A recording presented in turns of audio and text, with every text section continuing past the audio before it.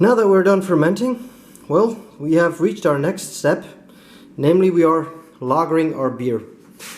Basically, we're just putting this bucket into the fridge for about 2 weeks, which has a peculiar effect that, well, this is actually used to make our beer a lot more crystal clear when we drink it. So again, this will spend about 2 weeks in here, and then we can basically bottle our beer. Next step, we will be bottling and re-fermenting our beer. Now, of course, it's very simple. You put your liquid into a bottle, but then again, how do you get the head and how do you get our carbonation into our beer? For this, we're going to use our good friend sugar. So we will add a tiny bit of sugar, about between 8 and 10 grams is what's advised for beer. So I will be keeping a happy medium of about 9 grams. But this will basically make sure that the beer will re-ferment, so it will have a second fermentation in the bottle, which will make that we will get, well, the most classical and a natural carbonation. The only disadvantage that it has is that it does leave a little bit of residue on the bottom, which you don't want to pour in. But this is the most traditional way, of course, of going to work. At this stage, we are now ready to bottle. As you can see, we have switched our setup to one of our water jerry cans. Good thing is these things have a pretty exact content of 20 liters, to which we set a little filler gauge. Now, as you will see in a few seconds, it's just a matter of putting a bottle to the bottom and it will fill without making any foam. We have a little leftover that I just put in a food safe container and will add later on. Our bottles, by the way, we did indeed rinse with an oxy solution. So it's called Oxy Cleaner, known to everybody who works with wine or beer. And I just wanted to mention also, this is our leftover yeast. So if you ever work with fresh cake yeast, the color does seem a little familiar. So, but this is actually, what's left over is actually our leftover yeast. Now, I just wanted to say, this is still a very handy byproduct. It is chock full of vitamins A and B. So if you have any problems with blood pressure, if you have any trouble also with your, with going to the bathroom, this stuff is really, really great.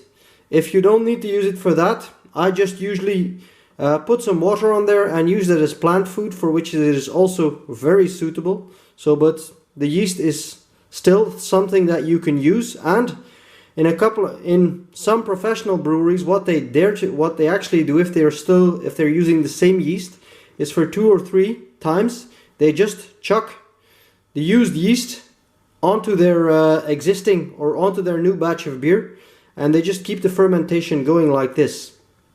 So as I mentioned, filling up our bottle, nothing difficult. We just put our bottle onto our filler gauge, and as long as we continue to keep pressure on the little nozzle, it will fill up. The great thing with these is you don't get any foam development, which would happen if you actually pour the beer directly into the bottle. So it's just a case of waiting until the bottle is full enough to my liking, which is right about here.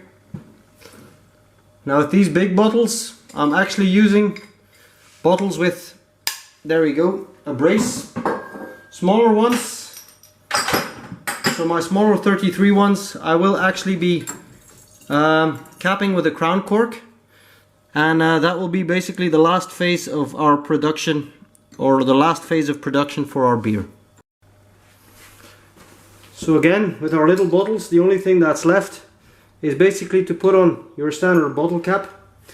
This little machine works by pressure, so we just give it a good push.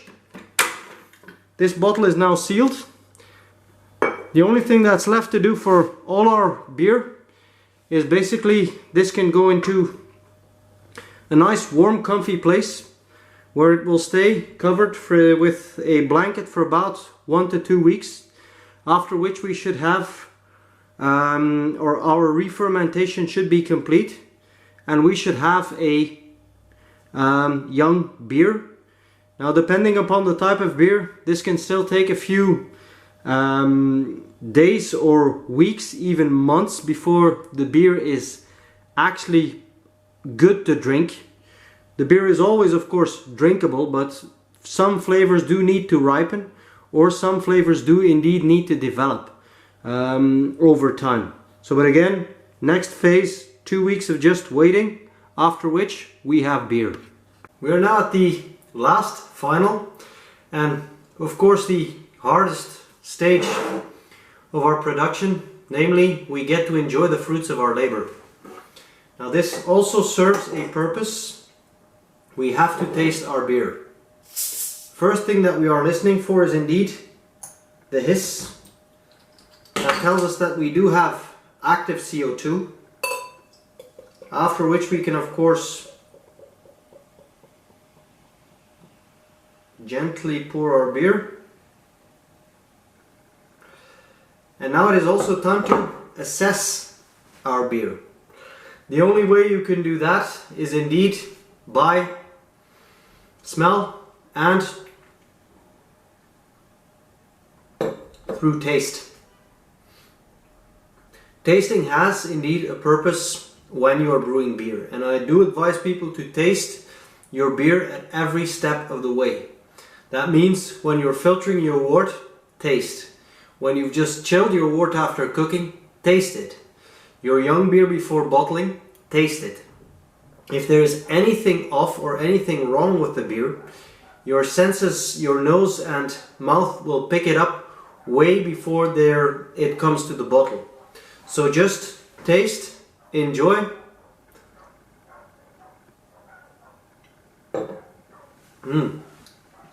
Definitely nothing wrong with this one. So, but enjoy the fruits of your labors, and well, just enjoy, guys. One question at least that I do still get asked a lot. Now, how does this lovely hoppy blonde beer, now how does your homebrew compare indeed to, well, store-bought? I would say that a proper homebrewing beer can easily hold its own against a commercial craft beer. Easily. It will even be better or superior to, well, cheap swill. Cheap stuff. Why? Basically because, well, even if your recipe is not perfect, you are always trying as a home brewer to use the best ingredients possible. Whereas any commercial brewery has to factor in the fact of, well, economics. They are trying to make their product for the cheapest price possible, and with indeed a profit margin in the back of their heads. Well, as a hobby brewer,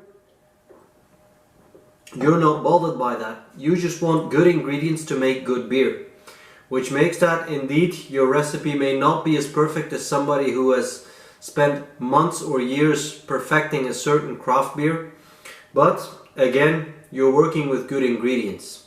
That makes for a very enjoyable product, and as I said, it can easily hold its own to a good craft beer, or indeed it's gonna be a lot better than whatever cheap stuff that you can buy in a supermarket. All I can say is just try, taste and enjoy.